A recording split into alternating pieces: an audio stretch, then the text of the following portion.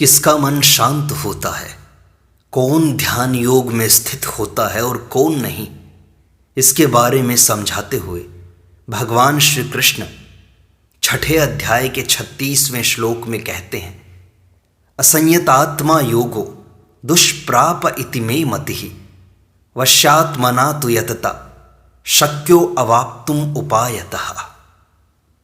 श्लोक की व्याख्या करते हुए पूज्य स्वामी रामसुख दास जी साधक संजीवनी में लिखते हैं कि मेरे मत में तो जिसका मन वश में नहीं है उसके द्वारा योग सिद्ध होना कठिन है। कारण कि योग की सिद्धि में मन का वश में न होना जितना बाधक है उतनी मन की चंचलता बाधक नहीं है।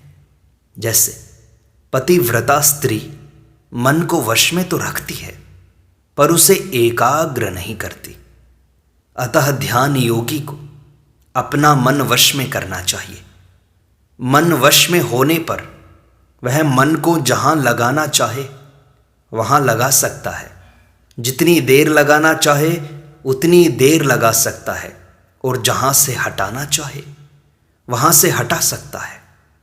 प्रायः साधकों की यह प्रवृत्ति होती है कि वे साधन तो श्रद्धापूर्वक करते हैं पर उनके प्रयत्न में शिथिलता रहती है, जिससे साधक में संयम नहीं रहता, अर्थात मन, इंद्रियां, अंतःकरण का पूर्णतया संयम नहीं होता।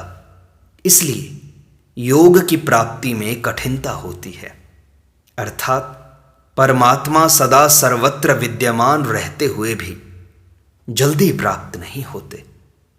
भगवान की तरफ चलने वाले वैष्णव संस्कार वाले साधकों की मांस आदि में जैसी अरुचि होती है वैसी अरुचि साधक की विषय भोगों में नहीं होती, अर्थात विषय भोग उतने निषिद्ध और पतन करने वाले नहीं दिखाई देते। कारण कि विषय भोगों का ज़्यादा अभ्यास होने से उनमें मांस आदि की तरह ग्लानि नहीं होती। मांस आदि सर्वथा निषिद्ध वस्तु खाने से पतन तो होता है पर उससे भी ज़्यादा पतन होता है राग पूर्वक विषय भोगों को भोगने से। कारण कि मांस आदि में तो यह निषिद्ध वस्तु है ऐसी भावना रहती है, पर भोगों को भोगने से यह निषिद्ध है ऐसी भावना नहीं रहती। इसलिए भोगों के जो संस्कार भीतर बैठ जाते हैं वे बड़े भयंकर होते हैं। तात्पर्य है कि मांस आदि खाने से जो पाप लगता है वह दंड भोग कर नष्ट हो जाएगा। वह पाप आगे नए पापों में नहीं लगाएगा, परंतु राग पूर्वक विषय भोगों का सेवन करने से जो संस्कार पड़ते हैं वे जन्म जन्मांतर तक विषय भोगों में और उनकी रुचि के परिणाम स्वरूप पापों में लगाते रहेंगे। तात्पर्य है कि साधक के अंतःकरण में विषय भोगों की रुचि रहने के कारण ही वह संयतात्मा नहीं हो पाता, मन इंद्रियों को अपने वश में नहीं कर पाता। इसलिए उसको योग की प्राप्ति में अर्थात ध्यान योग की सिद्धि में कठिनता होती है।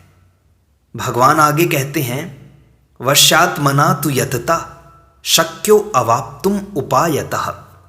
परंतु जो तत्परता पूर्वक साधन में लगा हुआ है, अर्थात जो ध्यान योग की सिद्धि के लिए ध्यान योग के उपयोगी आहार विहार, सोना जागना इत्यादि उपायों का अर्थात नियमों का नियत रूप से और दृढ़तापूर्वक पालन करता है और जिसका मन सर्वथा वश में है, ऐसे वश्यात्मा साधक के द्वारा योग प्राप्त किया जा सकता है, अर्थात उसको ध्यान योग की सिद्धि मिल सकती है, ऐसा मेरा मत है। इति मे मतिः। वश्यात्मा होने का उपाय है, सबसे पहले अपने आप को यह समझें कि मैं भोगी नहीं हूं, मैं जिज्ञासु हूं, तो केवल तत्व को जानना ही मेरा काम है। मैं भगवान का हूं तो केवल भगवान के अर्पित होना ही मेरा काम है। मैं सेवक हूं तो केवल सेवा करना ही मेरा काम है। किसी से कुछ भी चाहना मेरा काम नहीं है। इसी तरह अपनी अहमता का परिवर्तन कर दिया जाए तो मन बहुत जल्दी वश में हो जाता है। जब मन शुद्ध हो जाता है तब वह स्वतः वश में हो जाता है। मन में उत्पत्ति विनाशशील वस्तुओं का राग रहना ही मन की अशुद्धि है। जब साधक का एक परमात्मा प्राप्ति का दृढ़ उद्देश्य हो जाता है तब उत्पत्ति विनाशशील वस्तुओं का राग हट जाता है और मन शुद्ध हो जाता है। व्यवहार में साधक यह सावधानी रखे कि कभी किसी अंश में पराया हक न आ जाए, क्योंकि पराया हक लेने से मन अशुद्ध हो जाता है। कहीं नौकरी मजदूरी करे तो जितने पैसे मिलते हैं उससे अधिक काम करे। व्यापार करे तो वस्तु का तोल नाप या गिनती औरों की अपेक्षा ज़्यादा भले ही हो जाए पर कम न हो।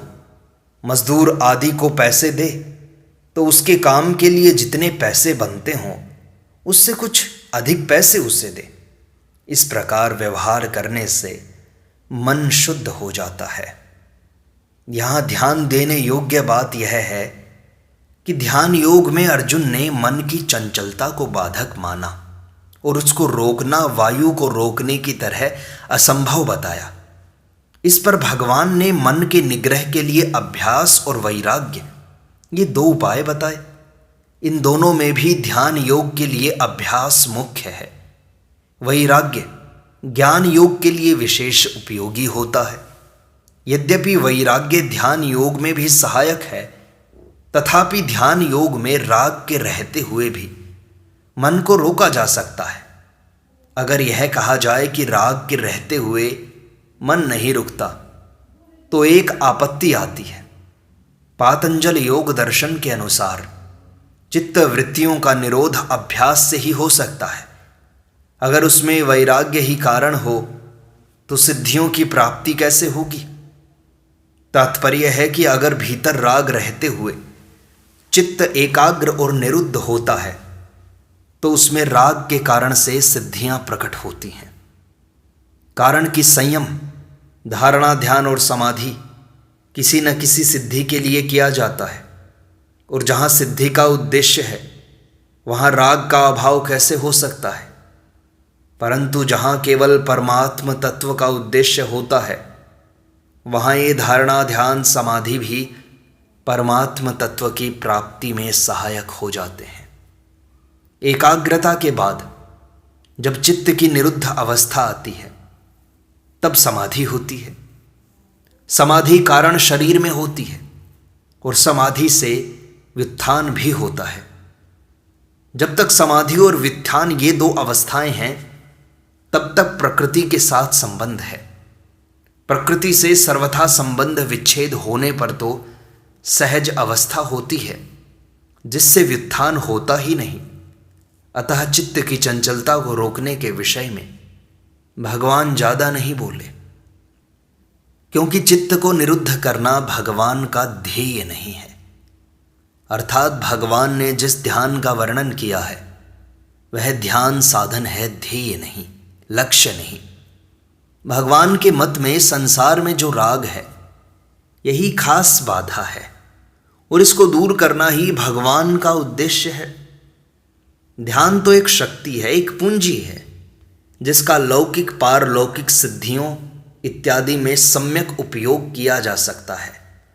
स्वयं केवल परमात्म तत्व को चाहता है तो उसको मन को एकाग्र करने की इतनी आवश्यकता नहीं है जितनी आवश्यकता प्रकृति के कार्य मन से संबंध विच्छेद करने की, मन से अपनापन हटाने की है। अतः जब समाधि से भी उपरति हो जाती है तब सर्वातीत तत्व की प्राप्ति होती है। तात्पर्य है कि जब तक समाधि अवस्था की प्राप्ति नहीं होती तब तक उसमें एक आकर्षण रहता है। जब वह अवस्था प्राप्त हो जाती है तब उसमें आकर्षण न रहकर सच्चे जिज्ञासु को उससे उपरति हो जाती है। उपरति होने से अर्थात अवस्था मात्र से संबंध विच्छेद होने से अवस्थातीत चिन्मय तत्व की अनुभूति स्वतः हो जाती है। यही योग की सिद्धि है, चिन्मय तत्व के साथ स्वयं का नित्य योग अर्थात नित्य संबंध है।